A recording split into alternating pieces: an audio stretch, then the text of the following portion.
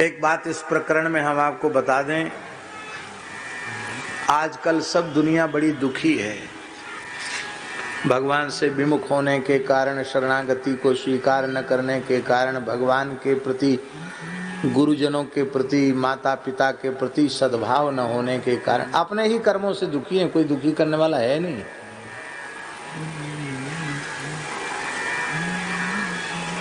भारी समस्या में पड़े हुए लोग हैं और लोग पूछते भी, महाराज हम बहुत परेशान हैं, कुछ बता दो हमको, ठीक ठाक हो जाए, बढ़िया हो जाए।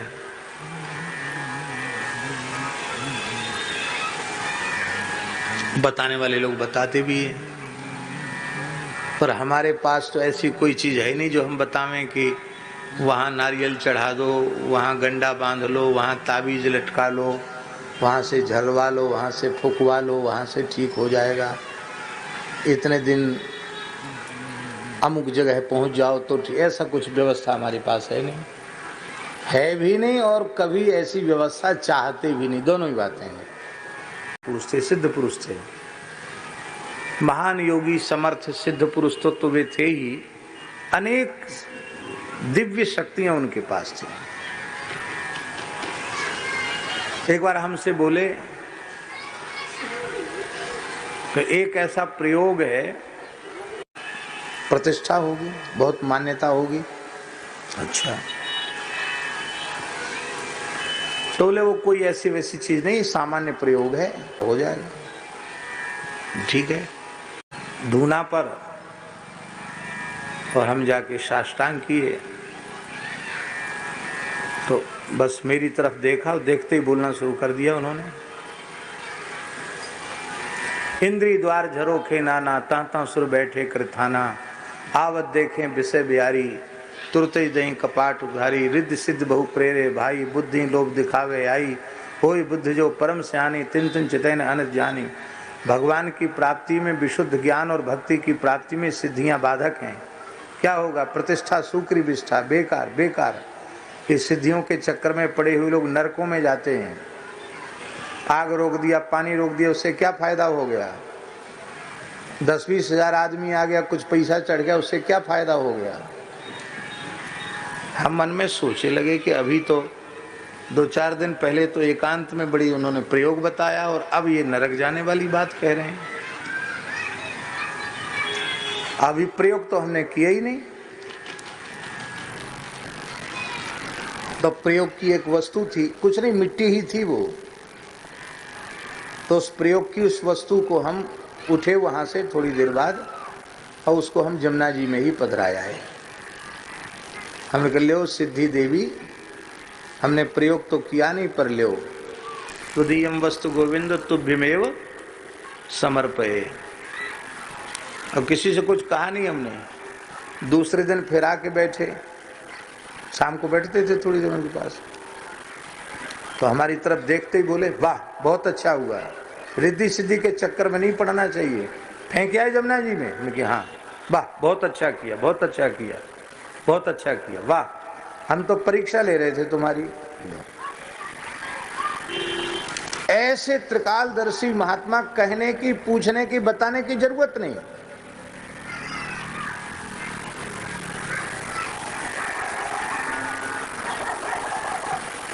तो आज हम लोग पीछे पड़ते हैं साधु बनने के बाद कि हमको कोई चमत्कार हो जाए, हमको कोई सिद्धि हो जाए। स्वामी रामतीर्थ जी का नाम सुना है आपने?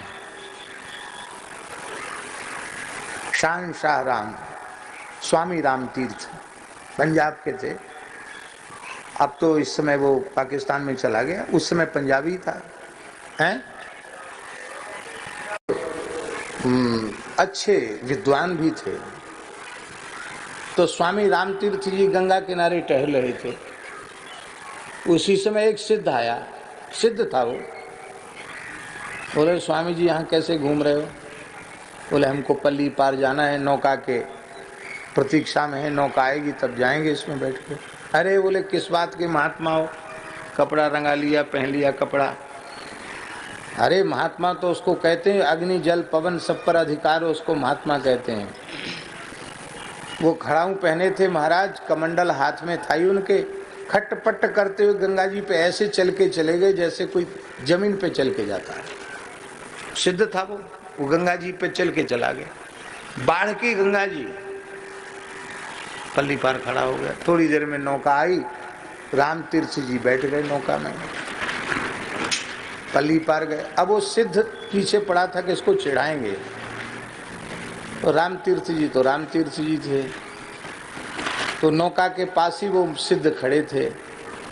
तो उन्होंने तुरंत अपनी झोली से 2 पैसा निकाला कि उसका किराया नौका था, नौका कितना किराया था पार उतरने का, 2 पैसा। तो उन्होंने 2 पैसा निकाला अपनी झोली से राम तीर्थ जी ने, और उस सिद्ध के सामने नौका वाले माझी को देकर कहा, लो, उनको तो दिया, और सिद्ध की तरफ देखकर कहा कि तुमने कठोर तपस्या करके पानी पे चलने की सिद्धि प्राप्त की, उसकी कीमत 2 पैसा है। कितनी कीमत है सिद्धि की? कितनी तपस्या की होगी कठोर, तुमने तब पानी पे चलने की सिद्धि प्राप्त की। वो काम 2 पैसा से हो गया। 2 पैसा से जो काम हो गया उसके लिए तपस्या क्यों करनी? समय आने पर महापुरुष कई बार दुष्ट के चित्त में परिवर्तन करने के लिए कभी भगवान की इच्छा से प्रयोग भी कर देते हैं, लेकिन सही बात यह है कि महात्मा तो महात्मा होते हैं। अभी स्वामी ने, रामदेव जी ने एक बात हमको बताई। स्वामी श्री भूमानंद परमहंस, अवधूत स्वामी श्री भूमानंद परमहंस जी के बारे में। यहाँ बेतवा और यमुना जी का संगम है, वहाँ गुफा में रहते थे बाबा। कुछ काल वहाँ गुफा में, मिट्टी की गुफा में बाबा रहे। तो किसी विषय को लेकर के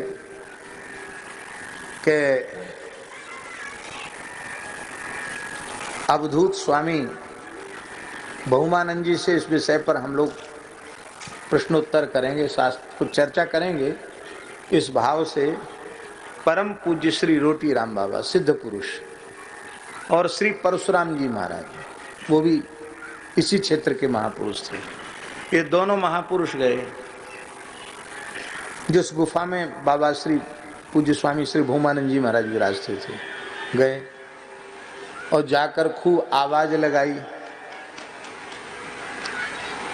पर भूमानंद जी समझ गए कि ये लोग जो है प्रश्नोत्तर करने आए हैं, तो कुछ बोले ही नहीं। थे गुफा में, बोले ही नहीं, कुछ नहीं बोले। दोनों का बोले नहीं, इसका मतलब क्या गुफा में नहीं है? पहले तो लगता था कि गुफा में है, दिखाई पड़ रहे थे गुफा में है, अब कहाँ चले गए गुफा में नहीं? तो भीतर घुस के देखा तो भी गुफा में नहीं मिले। भीतर घुस के देखा तो भी गुफा में नहीं मिले भूमानंद जी महाराज। तो बाहर आके बैठ गए, बोले कहीं इधर उधर होंगे तो घूम फिर के आवेंगे। बहुत देर हो गई तो बोले अब चलो। तो जैसे ही जाने को तैयार हुए, सोई वो गुफा के भीतर से निकल आए। उनको बड़ा भारी आश्चर्य हुआ कि गुफा के भीतर जाके तो देख लिया तो वहां तो थे ही नहीं, और गुफा से कैसे निकल आए? तो हंसते हुए भूमानंद जी ने कहा, तो महात्माओं दंडोत प्रणाम, बात ये है कि हम आपसे बातचीत नहीं करना चाहते। क्यों? बोले हमको पता था कि आप तर्क वितर्क करने आओ, हम तो बिना पढ़े लिखे, क्या आपसे तर्क वितर्क, आप विद्वान पुरुष हो, आपसे क्या हम शास्त्रार्थ करते, इसलिए हम आपसे नहीं मिले। कोई बढ़िया बात की चर्चा करना हो तो आओ, विराजो, बैठो। तो दोनों महात्मा हंसने लगे, बोले नहीं हो गई बात, हो गई। वो अपने रास्ते गए, बाबा पुनः अपनी गुफा में चले गए। अब ये क्या है? उन्हें किसी से मान्यता लेनी है क्या? पर संत की इच्छा हुई कि हम न मिलें, तो गुफा में घुसने के बाद भी वो नहीं दिखाई पड़े।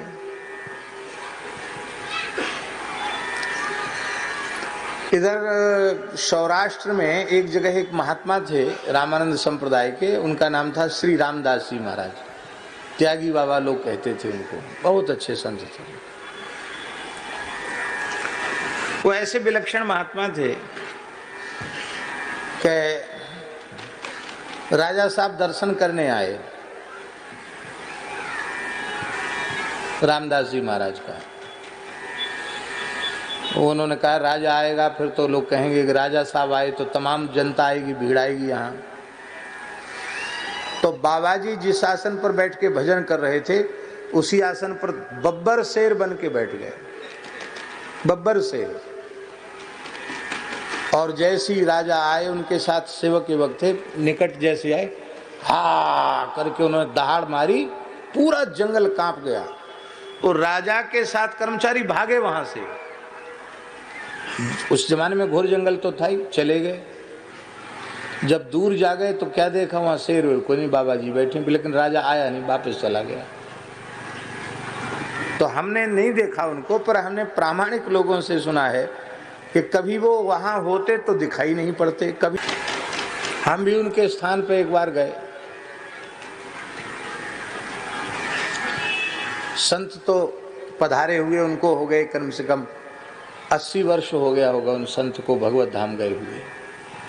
हम उनके स्थान पे गए, शाम का समय था, वहां एक स्नान की जगह थी, स्नान करने गए। एक बड़ा विशाल काला नाग, इतना बड़ा फण उसका, यहां से लेके वहां तक लंबा। तो शायद त्यागी जी थे साथ में कि नहीं थे। तो हम लोग अपना कमंडल अचला लंगोटी जहां रखे थे वहीं वो महाराज एक कुंडली मार की हो। अब किसकी हिम्मत है अचला लंगोटी उठाने की? है किसी की हिम्मत? सब तो दूर खड़े हो गए। हमको कोई डर नहीं लगा, हम बड़े बिना डर भय के उसके निकट गए। वहीं बिल्कुल ऐसी कुंडली मार के बैठे हो, वहीं हमारे सब कपड़ा चला लंगोटी रखे। हमने हाथ जोड़ के कहा, प्रभु आपने दर्शन देकर बड़ी कृपा की, अब सब साधु घबरा रहे हैं, डर रहे हैं, आप अब कृपा करके पधारो, जिससे सब अपना चला लंगोटी आसन बासन उठा सकें यहाँ से। और इतना सुनते ही जैसे कोई मनुष्य भाषा समझता है, ऐसे सुनते ही ऐसे करके चले, दिखाई नहीं पड़े। हमने गांव के लोगों से कहा, उन्हें कहा बोले बाबा रामदास जी का दर्शन तो नहीं होगा। भगवान जाने रामदास जी थे कि कौन थे। बोले सिद्धों के दर्शन इसी तरह से होते हैं, भगवान जाने कौन थे। लेकिन ये मैंने आंखों से देखा कि जैसे ही मैंने कहा कि प्रभु आप कृपा करके पधारिए, तो पधार गए, चले गए, पता ही नहीं चला कहाँ चले गए।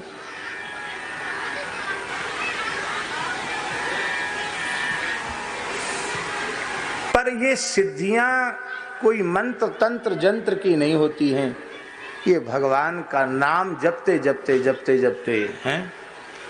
साधक नाम जपहि लय लाए, होहि सिद्ध अणिमादिक पाए। पर उनका भी प्रयोग नहीं करते हैं, सीधी सी बात है। बोलो भक्तवत। हाँ, तो हम निवेदन कर रहे थे, समस्याओं से ग्रसित लोग तमाम हैं, किसी के पास जाने की आवश्यकता नहीं है। आप प्रतिदिन सुंदर कांड के पाठ का नियम ले लीजिए, श्रद्धा पूर्वक सुंदर कांड के प्रतिदिन पाठ का नियम ले लीजिए, असाध्य समस्या का भी समाधान हो जाएगा। ये बिल्कुल पक्की बात है। सैकड़ों लोगों ने इसका प्रयोग करके देखा और प्रत्यक्ष अनुभव प्राप्त किया। मान लो उतना भी आप नहीं कर सकते हैं, दुख दारिद्र के कष्ट से त्रसित हो रहे हैं और एकदम गरीबी है, कर्ज में डूब गए हैं, उबरने का कोई साधन नहीं दिख रहा है, तो पूरा सुंदरकांड न करके केवल विभीषण शरणागति का भी नित्य पाठ कीजिए श्रद्धा पूर्वक। कहां से कहां तक नोट कर लो दोहा। राम सत्य संकल्प प्रभु सभा काल वस तोर, मैं रघुवीर शरण अब जाऊं देव जनि खोर। यहां से लेकर के जो संपत्ति शिव रावण ही दीन दिए दसमात, सो संपदा विभीषण ही सकुच दीन रघुनाथ। अस प्रभु छाड़ी भजहि जे आना, ते नर पशु बिन पूछ विषण। यहाँ तक इसको मानस सुंदर कांड में विभीषण शरणागति कहते हैं। इस विभीषण शरणागति से भी सारी समस्याओं का समाधान हो जाता है।